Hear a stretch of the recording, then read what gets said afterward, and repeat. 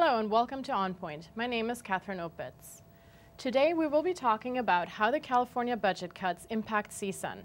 Over the summer, the annual university budget was slashed by $41 million. Tuition increased by more than 30%. In an effort to save jobs, faculty and staff voted to take 2 unpaid furlough days a month, amounting to a 10% pay cut. Now many are predicting that the situation is going to be even worse next year. Joining me to discuss how CSUN is coping with these challenges are CSUN Provost, Dr. Hellenbrand, Member of Students for Quality Education, Herrera, and Sociology lecturer and activist, Dr. Kris Kouri. Welcome.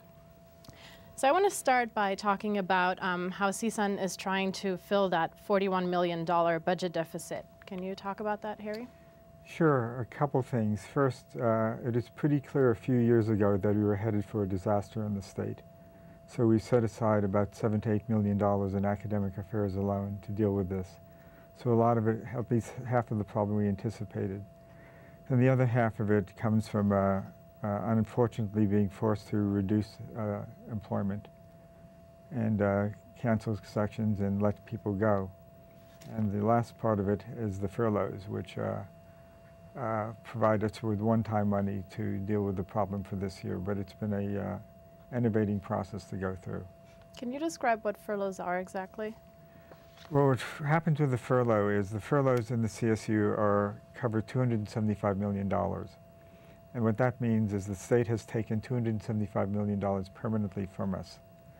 The furloughs then take money from our salaries across the CSU and spread that over the things that the CSU must do for 1 year. So it's like a 1-year Band-Aid on the problem. And at the end of the year, that Band-Aid gets ripped off, and you're left with the $275 million bruise that you must fill.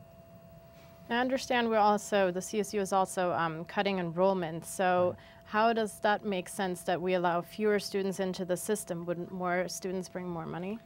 Well, it depends on your point of view. I would agree that it doesn't make a great deal of sense, but the argument is this.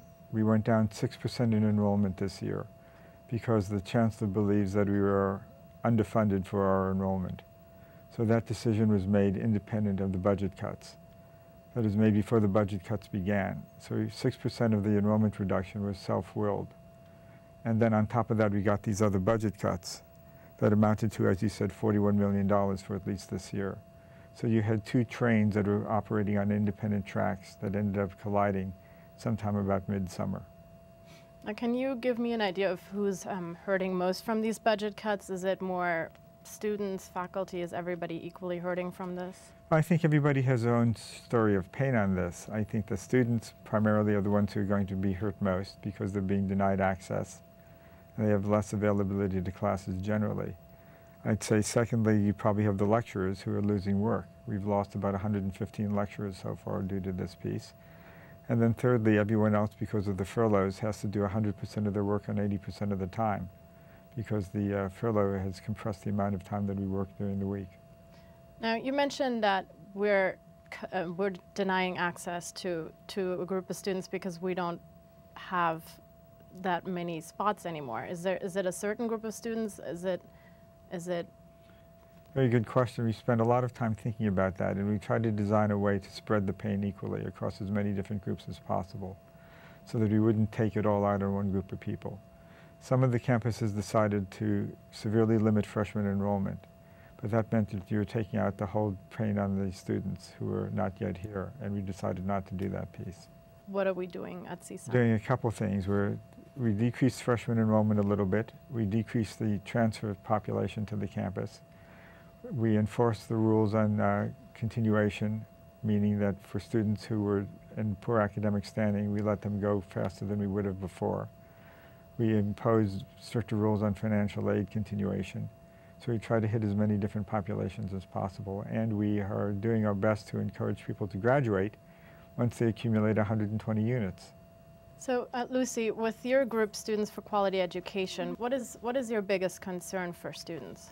Our biggest concern at this very point is that for certain schools, like Dominguez Hills, that are being targeted the most, and to the point where they're eliminating some ethnic studies majors. So that means that students who had, let's say, a Chicano studies, Pan-African studies major, they're their department is ending, it's closing, so they won't be able to continue that.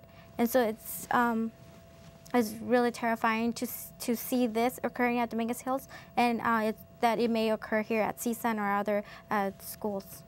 Are you worried about the furloughs in any way? It is very difficult to think about, because that's classes that you won't be able to attend to, and you're paying for this amount. So it's eliminating your classes, it's eliminating the time amount that you have with your professors, your learning time. Now, Kris, as a lecturer here at CSUN, what do you think the furlough days have done for the morale for faculty and for students? What do you experience in your classroom? Well, to tell you the truth, the students don't seem to care about them. They're happy to have the days off.